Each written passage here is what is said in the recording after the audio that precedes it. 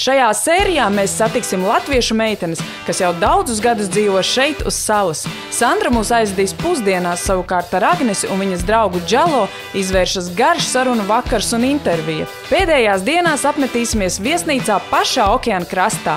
Atkal kāpsim kalnos, turpināsim baudīt Madeiras skaistākās vietas, ēdīsim vietējos ēdienus un dosimies ar kājām uz skaistu ūdenskritumu.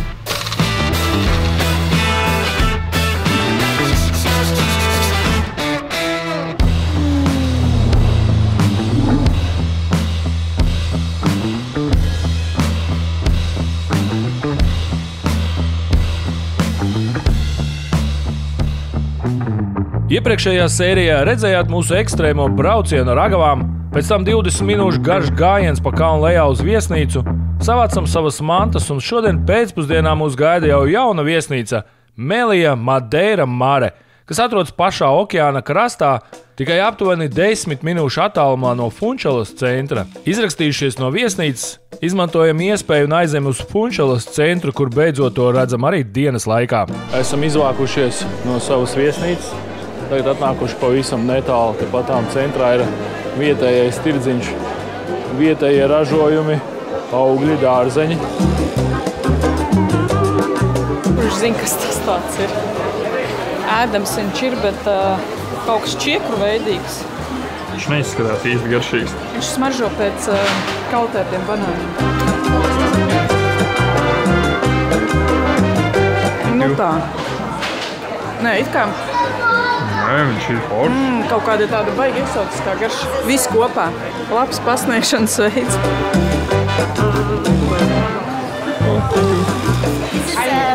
Cocktail. It's maracuja banana, maracuja peach, maracuja lemon and mango together. Šitā marakuja baigi skābā, tāpēc viņš jau... Jā, uzzinājāmies kaut ko baigi interesantu. Izrādās, ka visi šie augļi ir domāti transportēšanai. Tīri tā, lai turists atnāktu, nopirktu kādu no šiem augļiem un aizvestu mājās kā prezentu vai vienkārši pats sev. Marakuja gan maksā 25 eiro kilogramā. Man liekas, ka tāpat kā Latvija. Dragon fruits maksā 30 eiro kilogramā. Te ir vīģes šokolādē, 29,80 kilogramā.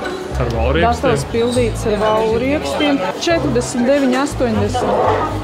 Kas tās par cenām? Tikai pēc tam uzzinājām, ka vietējie zemnieki šeit tirgojas tikai pāris reizes nedēļā. Tad šeit ir pilns ar augļiem un dārzeņiem par saprātīgām cenām, bet pārējās dienās šeit vienmēr sakot uzdarbojas turistu slauktuves. Mēs gribējām paēst. Viņi teica, ka nē, ka tā nevar nopirkt to gatavo auglu un ēst, jo viņš nav gatavs. Viņš domāts transportēšanai. Es pirmoreiz kaut ko tādu dzirdu. Bet ja mēs gribam uz vietas tagad kaut ko paēst, tad tur ir tādi mazi trauciņi, nu tiešām mini trauciņi tādi, kur tas auglis ir sagriezts gatavs. Un tas mini trauciņš, kur ir, es nezinu, tur 3 mini gabaliņa auglis maksā 5 eiro. Tā kā, nu, es nezinu, tās cenas vienkārši ir neadekvātas. Otrajā stāvā var iegādāties arī garšvielas, bet blakus paviljonā iespējams tikt pie kāda tunča. Laikam lielo to zivs tirgošanos, kas notiek no rīta, to mēs esam nokavējuši, bet nu daži zivs vēl šeit ir, kaut ko šeit vēl dala.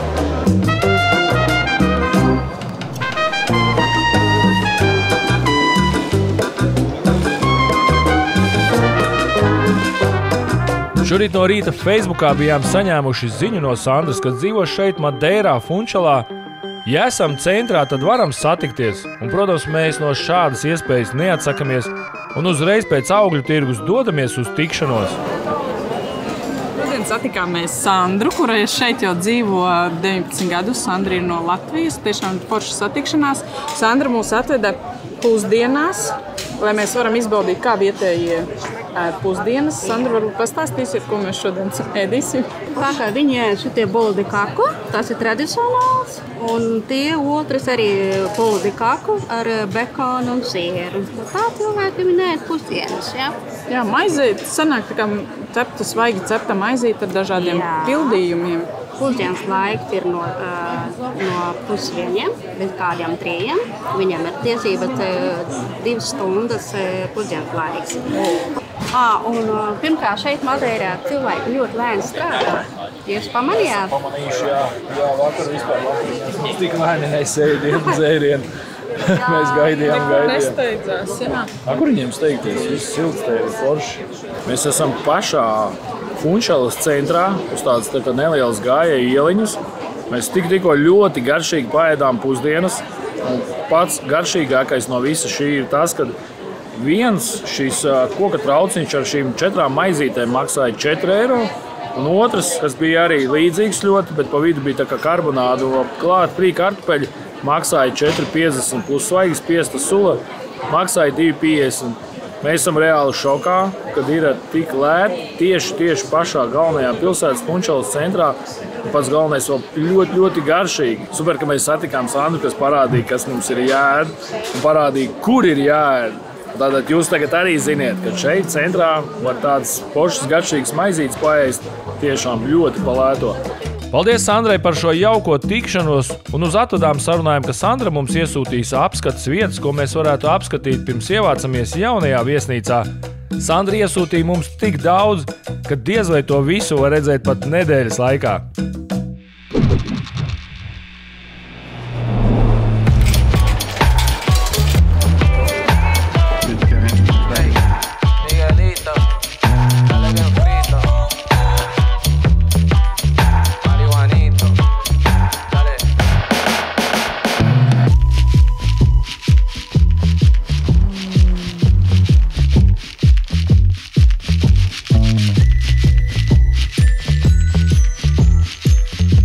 Interesants fakts no ceļojuma bodes.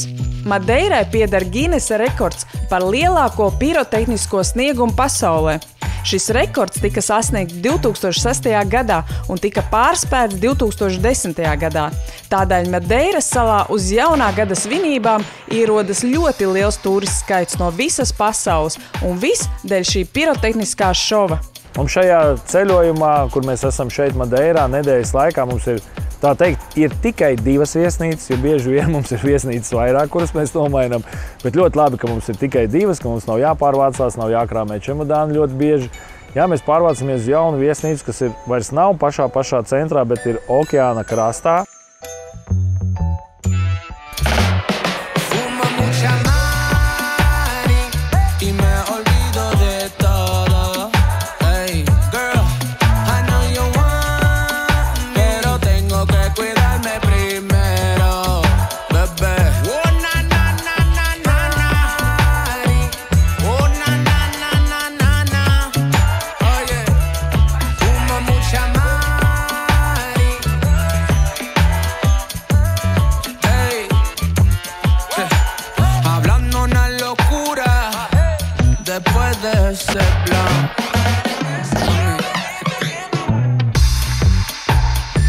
Un ar ļoti lielu numuriņu. Ja mums būtu līdzi bērni, pilnīgi pietiktos vietas, jo ir 2 lielas istabiņas, ir liels balkons ar skatu, protams, uz okeānu. Liela vannas istaba. Ļoti liela vannas istaba ar dušu un vannu. Un vispār ar tādu foršu teritoriju, tā kā iespējams šī tāda forša vieta un vispār šī tāda klusa teritorija, kur ir ļoti daudz apkārt viesnīcas. Šeit ir, kad braucu, te ir tikai viesnīcas, mazi kādi veikaliņi. Pats centrs mums ir palicis nedaudz attālāk, 10 minūšu attālumā ar mašīnu. Bet, ja grib tā mierīgi atpūsties, tad te padām lejā var noiet pie okeāna. Šeit nav atkal pludmales tādas, kā jūs iedomājaties, kas ir pludmale Turcijā vai pie mums Latvijā. Šeit ir akmeņi, ir viena iebetonēta betona sliede, piesiets ir striķis un gar to striķi var ieiet okeānā un nopeldēties. Bet pārējais te patām var atpūsties, te patām baseinā. Brokastis un vakariņas mums ir iekļautas cenā, mēs esam pēduši. Arī tev ir iespēja padzīvot 2 naktis šajā 5-zvaigžņu viesnīcā. Viss, kas tev jādara, atkal jāpiedalās mūsu ceļot bez robežām konkursā.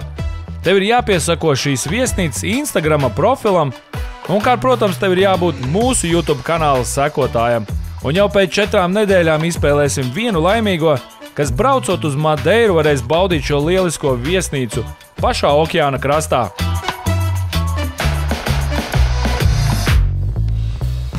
Sērijas turpinājumā ceļamies atkal agri no rīta un dodamies uz Melnās Mūķenes ieleju. Mēģinām pievārēt Madeiras augstos kalnus, iepazīstinām jūs ar Agnesu un Džalo, dzeram kopā ponču, apskatām vēl daudz skaistas salas ainavas un visbeidzot nointervējam savus jaunos draugus.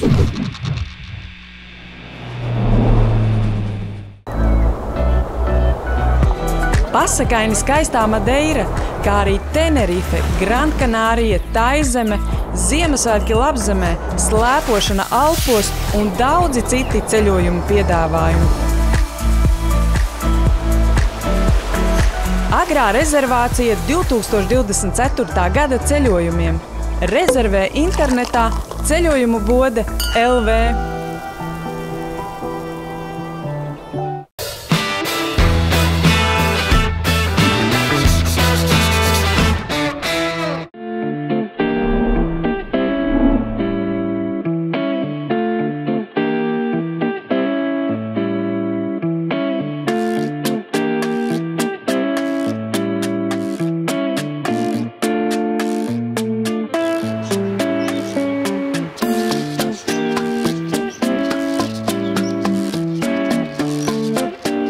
Labrīt no rītā. Šodien ir agrs rīts. Esam izbraukuši tā nedaudz agrāk un esam pirmais, kur esam atbraukuši, tas ir uz Melnās Mūķenes ieleju.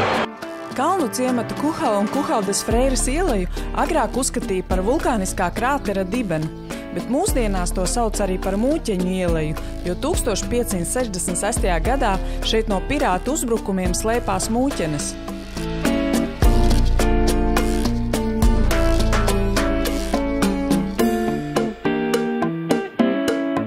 Esam atbraukuši uz Pico de Areira, kur ir augstākā virsotne. Esam jau otro reizi šeit. Vienreiz bijām atbraukuši uz Saulēktu un esam atbraukuši tagad. Un nedaudz paiesimies par šiem skaistajiem kalniem, pastīties šos burvīgos skatus. Jūs jau tagad redzat aizmugurē man. Mākoņi ir daudz zemāk nekā esam mēs. Apkārt ir vienkārši fantastiski skati. Mēs gribam tikt uz augstāko vietu Madeirā, kur ir daudz jāiet kājām, pa kalniem, lejām un tā tālāk. Mēs gribam tikt uz tām slavenajām trepēm, kuras visur tiek rādītas Instagramā, jā. TikTokā.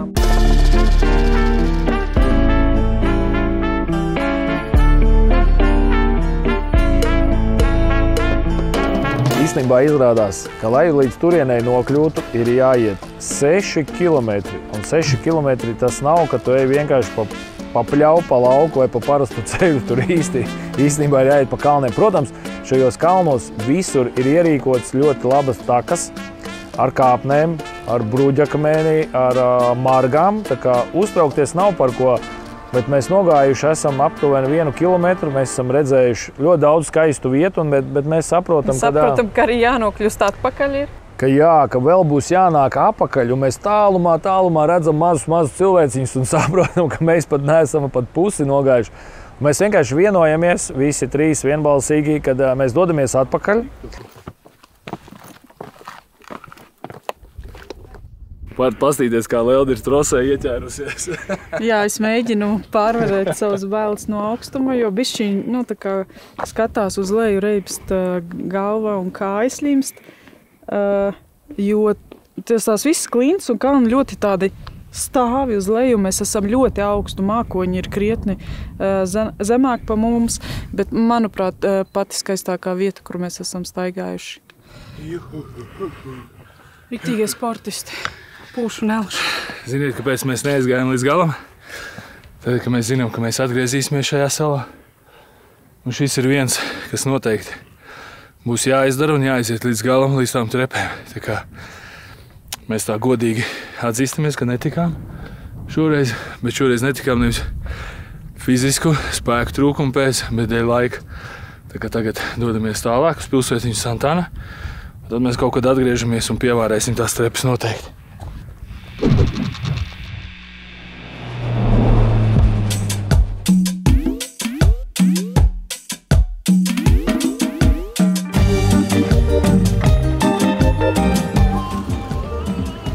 Pilnīgi zaļi.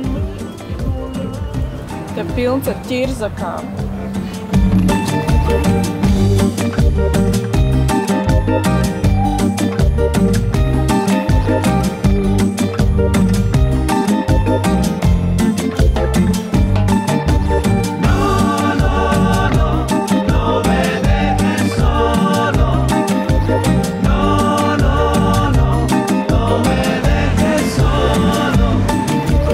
esam atbraukuši uz ciematiņu Santana, kur ir iespējams aplūkot viņu tradicionālās mājiņas, kādās dzīvoja madeirieši.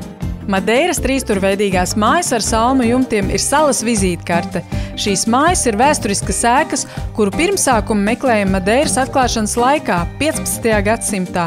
Mājas konstrukcijai un fasādēm parasti tika izmantots koks, savukārt jumta segumam un iekšpuses drošībai tika izmantoti virši, klūgas un salmu segumi. Šīs krāsainās mājas pārsvarā būvēja salas ziemeļos un izgatavoja tās no materiāliem, ko madeirieši varēja ātri un viegli iegūt strādājot uz lauka.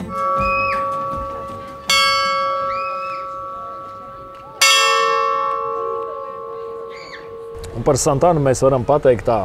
Tas ir tikai mūsu domas. Šo vietu īstenībā Var izlaist. var arī izlaist. Nedaudz tāda vilšanās.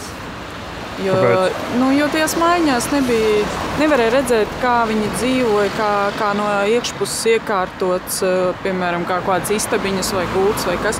Tikai tik, cik no ārpuses, un no ārpuses viņas ar tādas pārāk svaigas izskatās. Tikai tik, cik apjaust, kāda forma bijusi mājiņai un kāds salmu jumts.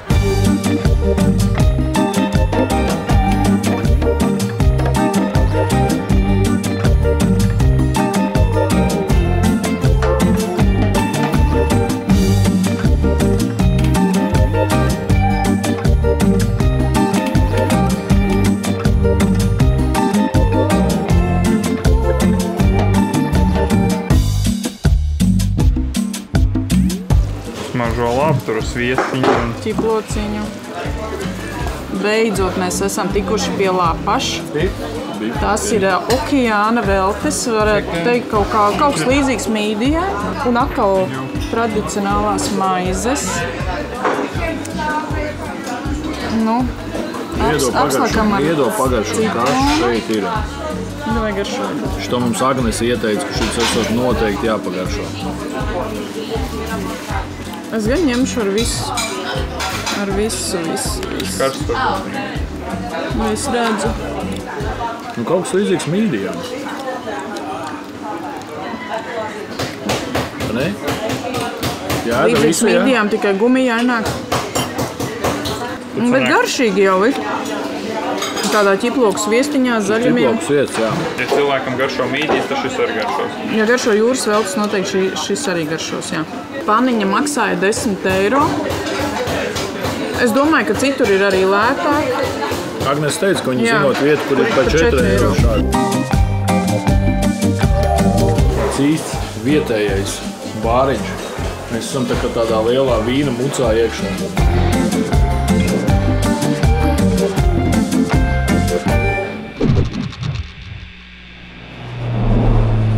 Jūs jau, protams, visi ziniet, ka mums patīk ārzemēs satikties ar latviešiem, un viņus, protams, izprašņāt ļoti cītīgi. Un atkal šoreiz mēs esam satikušies ar latviešu meiteni Agnese un viņu draugu Džalo, kuri dzīvo šeit jau ļoti ilgi. Viņi ir bijuši Dobelē un nav atbraukuši pie mums ciemos, bet viņi teica, ka viņi labošoties un ka viņi nākamā reizē tagad noteikti atbraukšot. Un atkal baigās sakritīgi bijuši Dobelē, un mums ir kopīgi draugi. Tā kā pasaule tiešām ļoti maza. Sāksim ar pirmo jautājumu, kas visiem ir vienāds. Kā tu šeit nokļuvi? Es šeit nokļuvu 15 gadus atpakaļ. Tas bija piedalījos folkloras festivālā ar kokli, ar koklētāju ansambli no Baldonas. Es nāku no pilsētas Baldonas. Un mēs piedalījāmies skaistā folkloras festivālā, spēlējām meitenes ansamblī, tautas tērpos. Bet labi, tu atbrauc uz šejieni uz konkursu. Uz festivālu, Uz festivālu un paliki? Bija tā, kad es iepazinos ar Džalo šeit, jā, pēc tam atgriezos uz Latviju atpakaļ. Un pēc tam Džalo man saka, brauc uz šejieni, dzīvosim šeit kopā, jā. Es saku, labi, es mēģināšu, un tā es atbraucu šejieni atpakaļ. Pēc cik ilga laika? Tie bija 3 mēneši. Tik ātri, jā? Jā, 3 mēneši. Džalo malacis, tik ātri varēja. Džalo runā arī krievu valodā, tādēļ mēs ar viņu komunicēsim šeit krieviski. Džalo, īstāsti, kā tu te nokļuvi un cik sen?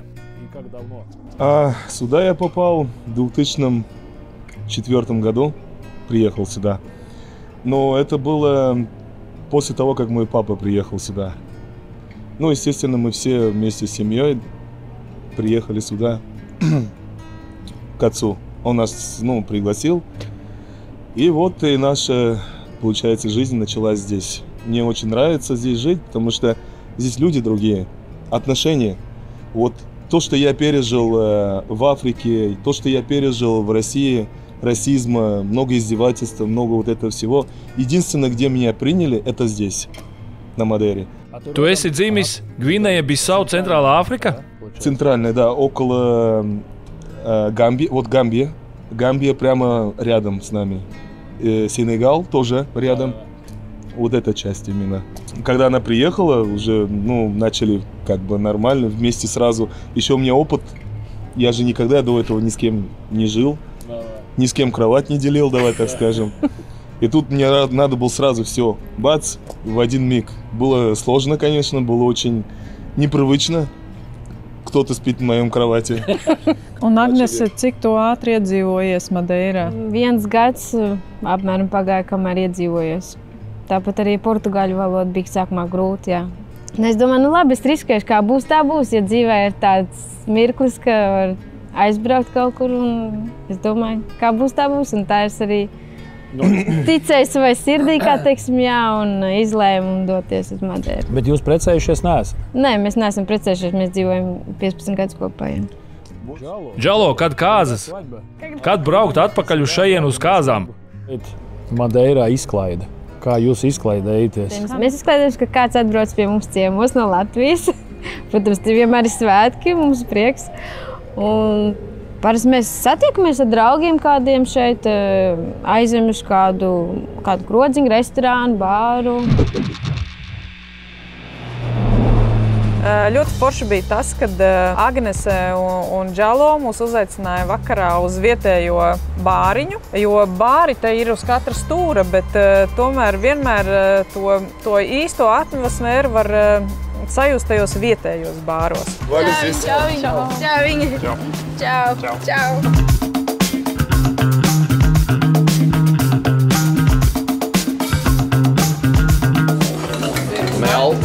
Medus, jā.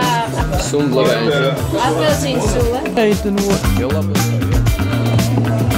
Mārepujas piezem, vēl pie tam tik daudz.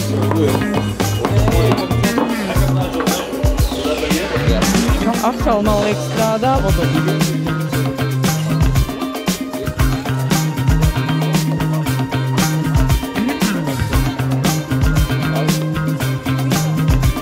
Kas tur bija? Visādi. Это канча. Cukurnietrums. Višķi bija klāsa. Viens kokteils šeit maksā 3,50 šāds. Un dārgāk ir vienkārši apelsīnu sula. Tāds smaidīgs bāronīgs. Punč. Viņa vietējais dzēriens, ko es pagatavoju. Es domāju, ka viņa dos tāpat kā mojito ar visiem tiem biezumiem. Izrādās viņu nokāš. Bet ļoti stiprs. Atspiršs. Riktīgi ar just to laimu, citrusu. Visu tur var just. Jūtās alkohols. Teikšu tā, ka viņš nav no vājiem dzērieniem. Man prasās šajā glāzē 1 vai 2 ledus gabals. Tad šitas vispār būtu bomba. Vēl viena dīvaina kokteila mums taisa.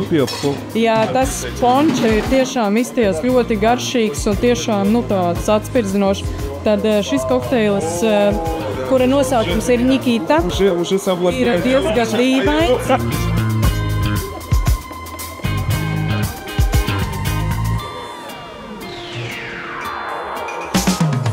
Tā kā saldais ēdiens. Bies. Это saus galīgi tečopla. Tiešām garšīgi, jā. Kaut kas tāds līdz šim nav provēts. Man ļoti garšo saldējumu kokteili. Ālu es jūtu tikai pēc tam vēlāk, nedaudz tā kā pēcgaršā. Tā ir tikko, kad dzer. Es jūtu ananāsu. Īstenībā man garšo, reāli man garšo. Mums atnesa vēl uzkodas. Tās arī tāds vietējos uzkodas, ko šeit cilvēki ēd, kad iedzer kokteļus, palielas pupiņas, marinētas ķiplociņos un pētersi. Tā ir tagad tādas saulespuķu sēkliņas vietējās viņu.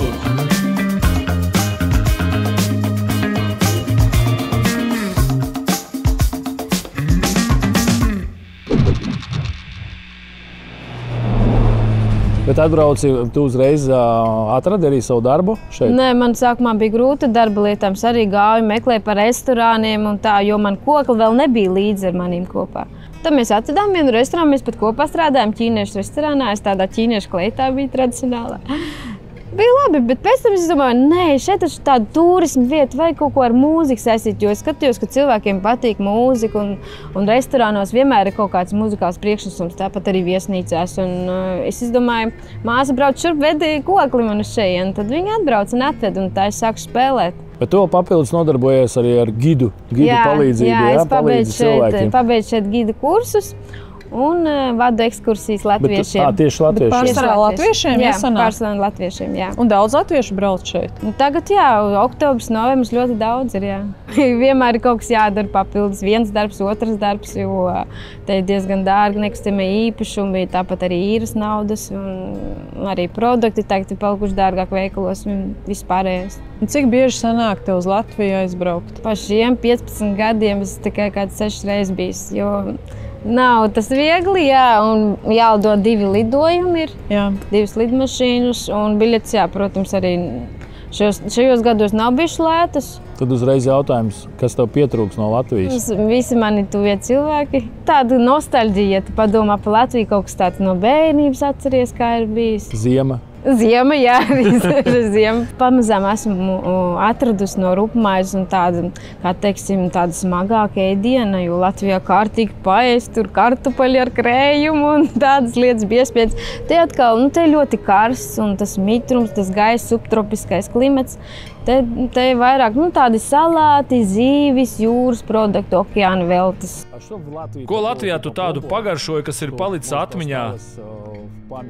Тieši no ēdiena. Копченые, там, соленые огурцы, помидоры. Он любит селедку. Селедку под шубу, да. Я только это ем, когда нахожусь у вас.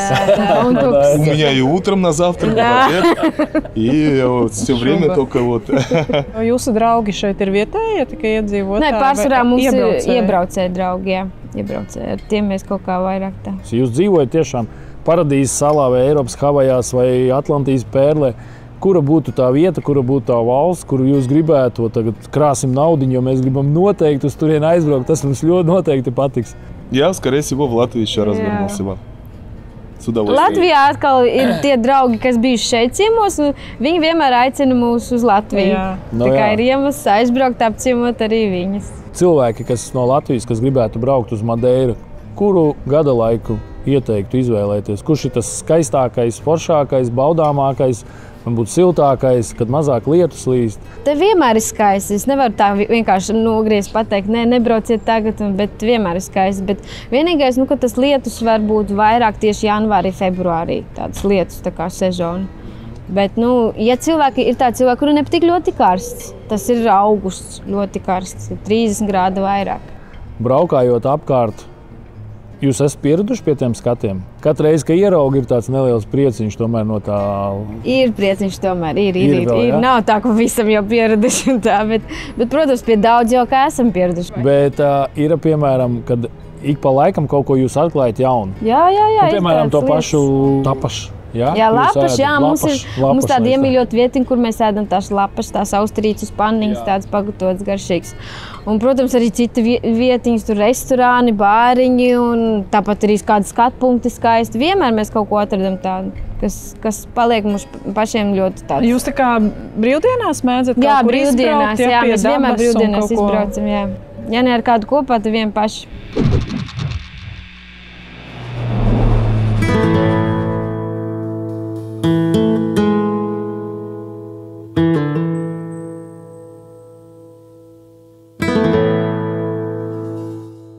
Mēs dodamies uz Madeiras, tā teikt, dienvidu austrumu raks, kur arī bija fantastiski skati ar lielām stāvām klintīm.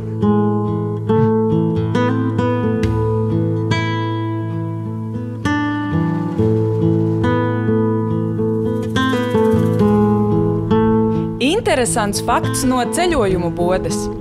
Madeira ir viena no labākajām vietām pasaulē, kur redzēt vaļus. Ūdenī ap Madeiru muģ no jūras dzīvniekiem, un tas dod iespēju tūplānā redzēt putnus, delfīnus un 15 dažādas vaļu sugas. Vaļi bieži izmanto šo apgabalu kā drošu vairošanās vietu. Kašalotu šeit var redzēt visu gadu.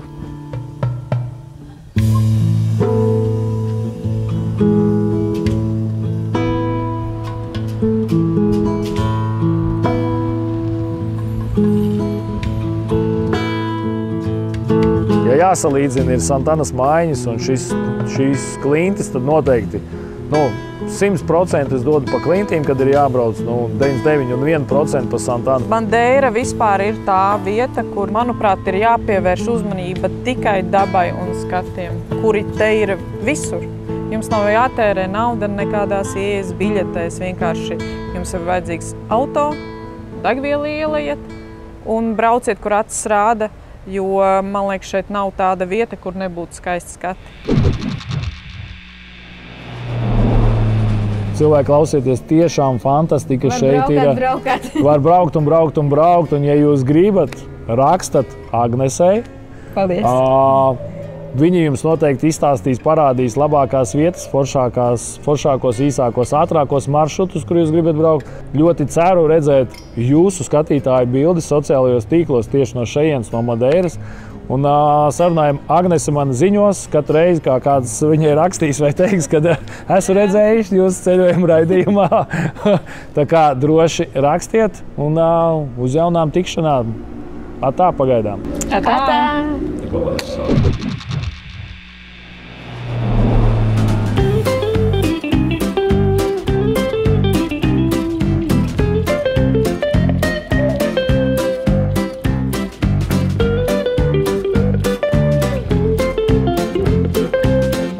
Noslēdzošā diena Madeirā mums bija divi varianti. Vai nosēdēt visu dienu viesnīcā, vienkārši atpūsties, relaksēties pirms mūsu garā lidojuma mājās, vai tomēr vēl kaut ko redzēt un kaut ko vēl izbaudīt. Un mēs izlēmām doties uz ūdenskritumu. Agnes mums ieteica vienu ūdenskritumu.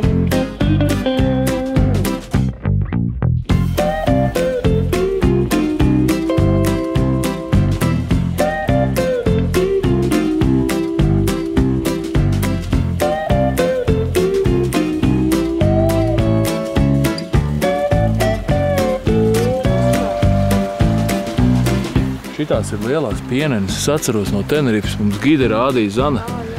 Šitā ir pasaulē lielākā pienene. Rekur, kur tās lapas. Un šitas arī.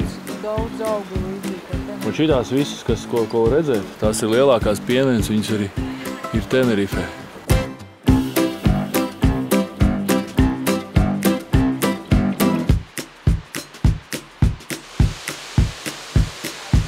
Bija vērts nakt. Protams, jā, nebija jau nemaz līdz šīm pirmiem ūdenskritumam nav jau nemaz tik tālu. Es pēc tam paskatīšos telefonā, cik man soļi, man liekas, bija kaut kādi 5000, bet bija diezgan viegli atnākt. Bet man baigi patīk, kā tā melnā siena izskatās. Un šitiem te, kur viņš vēl aiziet ūdenskritums, un te vēl tā bišķi, visa siena tāda lietutiņa te. Esam atnākuši no ūdenskrituma līdz kafejnīcai, kas ir lejā, pa kuru pirmīt mēs pasauli nācām apmēram 30 minūtes. Un šeit ir divas opcijas. Vai nu iet atpakaļ, pasaultēto ceļu, bet kalnā tas mums noteikti būs lēnāk, tātad vismaz minūtes 40. Vai nu ir stāvēt šajā garajā rindā, kas ir man aiz muguras, gaidīt busiņu, un busiņš tur pa kādiem 4-5 cilvēkiem ved augšā. Tā kā mēs jau gribam uzspēt uz savu lidmašīnu rītā, tad mēs esam gatavi šīs 40 minūtes veltīt un uziesim ar kājām. Ejam! Vispār nav grūti.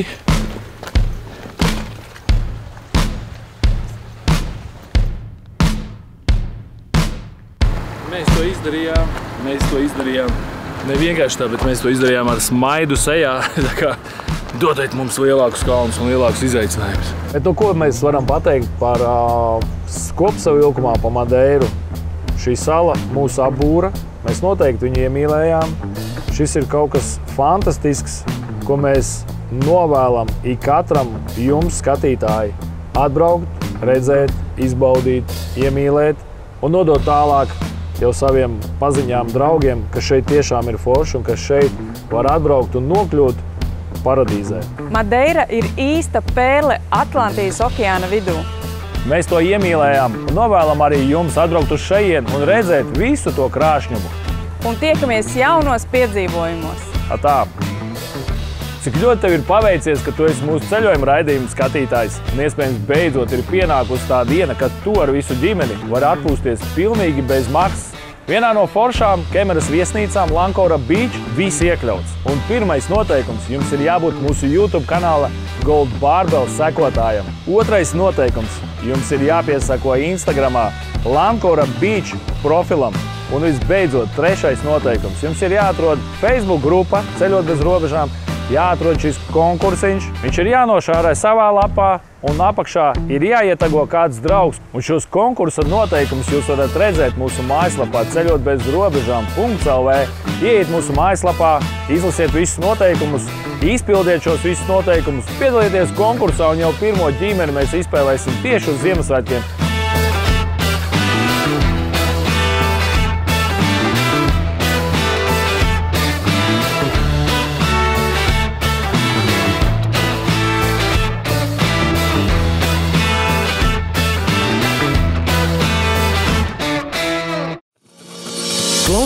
Klausies Radio SVH populārākos raidījumus arī Spotify.